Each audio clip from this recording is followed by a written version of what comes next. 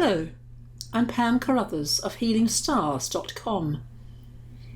This is the chart for the new moon, 17th of July, set for London at 1931 British summertime, and it's a very important new moon. The first reason is the nodes of the moon have now changed sign. South node here in the green sector, by the way I use whole signs to do this reading, and here is Libra, and the north node is Aries. So we're governed now by Venus, Libra, south node, and Mars, Aries, north node. And it's not that difference with signs, but it certainly is different in the emphasis. The nodal axis, it's called a karmic axis. Finding out where it is in your chart is really important information. The north node shows your destiny, where you're heading for, your destination. The south node is where you've come from and can indicate past lives. Karmic Insight Report I sell does cover this information for you. It's on my HealingStarsShop.com website. Now the emphasis of this movement, relationships are all about Libra, and Aries is all about me first, having courage. So harmony, balance, Libra, but the courage and the pioneer energy of Aries. And they will go backwards through the zodiac for about a year and a half. Now, at a right angle, which is why this is such an important chart, here's Pluto, currently retrograde in Capricorn, and then next year it will be moving into Aquarius for a very long time. But it's at what is known as the bendings. So if this is your birth chart, I would be saying, there's some unresolved business to do with power, buried power, and authority, because Capricorn is very much, the CEO of the zodiac. And the way through is going to the opposite sign of Cancer. And lo and behold, here's that new moon, sun and moon, 24, almost 25 degrees of Cancer. So it is opposite Pluto. It is part of actually what is known as the Grand Cross, and moving the sun moves about 1 degree a day. So, about 4 or 5 days, that is opposition is exact.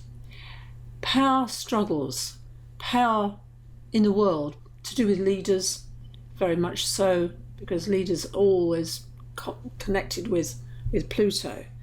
And the moon, this is a Cancerian new moon. It is all about nurturing yourself, caring. The mother energy, what does the mother do but just cares? Very much the great mother is all caring, and the goddesses that encompass that energy. I'm thinking of, the Egyptian goddesses, and it's always about caring for others and the family. Very, very important. And notice there is a trine, a flow of energy. Here it is. It's a pale blue line, but it's still an energy connecting to Neptune. Now, Neptune has been the culprit, dare I say, at the last new moon. It was very significant in terms of the negativity that Neptune can bring out. Despair, grief, feeling overwhelmed. Think of it as the god of the ocean. And that negativity, that depression, I believe Neptune is very much to do with depression, because you feel lost. But things are not as they seem. We can't find our way through. If you've ever been in a fog, I'm old enough to remember them, you'll know you have to be very aware of your senses through that fog. Drowning is another significance of Neptune, as the events in the world we have noticed that. Now, the way through anything to do with Neptune, homeopathy is good, Bach flower remedies are great, art, creativity, music, feeling your feelings is also very, very positive. So notice the other energy, the sun in 3 days will actually be a really strong trine to Neptune. And Neptune and Pluto, if you notice the dotted blue line, are actually favourably, they're working well together. That's what I'm trying to say there. Now, Mercury, very important planet, is currently in Leo, and also Venus is in Leo. Mars is in Virgo. So Saturn, notice over here, Mars is moving to be right opposite Saturn, but that's not easy at all. I didn't feel at all inclined to do my newsletter yesterday, although I started it.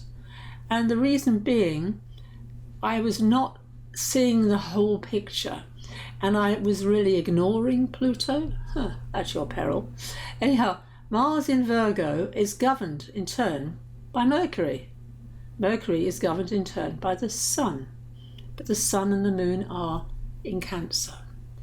Venus is going to go retrograde, and that happens on the 23rd, Sunday, the very day that the Sun moves into Leo. And also Chiron will go retrograde on the same day.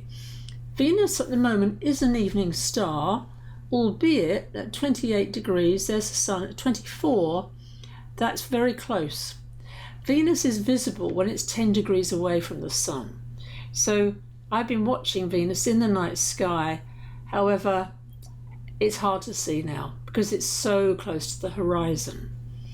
And it will disappear for about 40 days. Very symbolic if you understand the Bible, 40 days in the wilderness. It's also the unconscious, and it relates to the story of Inanna and the chakras. More information on my website at healingstars.com. The other energy of that Mars energy with Saturn opposite is really hard to move forward. As if you're carrying this heavy load behind you. That's Saturn. Although Saturn is in a good sign for all the water signs, Pisces, which makes a change. But it also, it's very easy to get lost in imperfection with Mars in Virgo.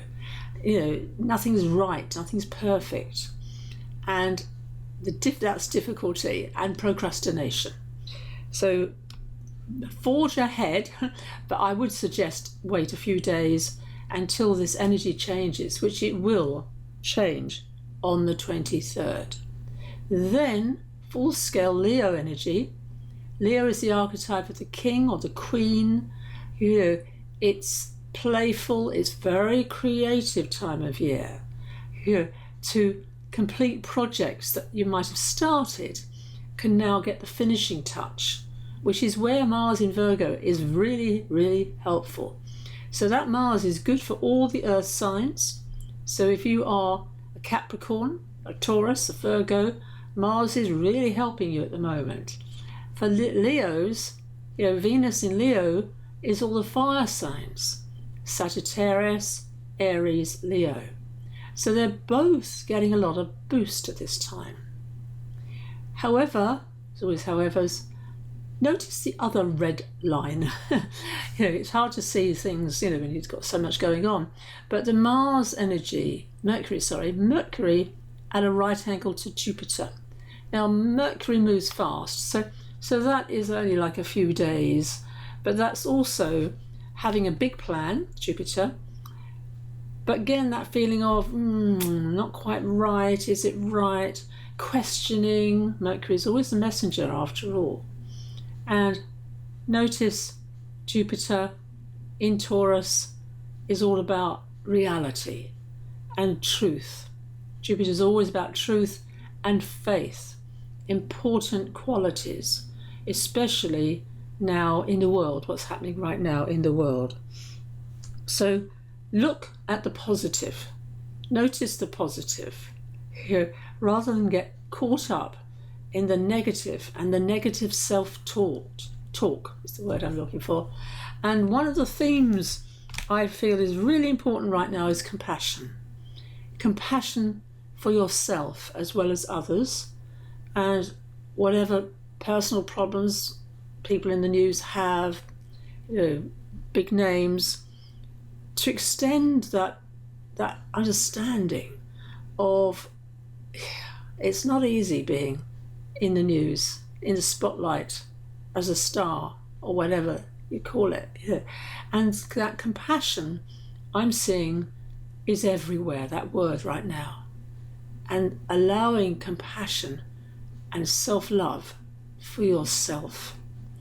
Thank you for watching Pam Carruthers Healing Stars, and as mentioned, the Karmic Insight Report is at healingstarsshop.com. Thanks for watching. Bye for now.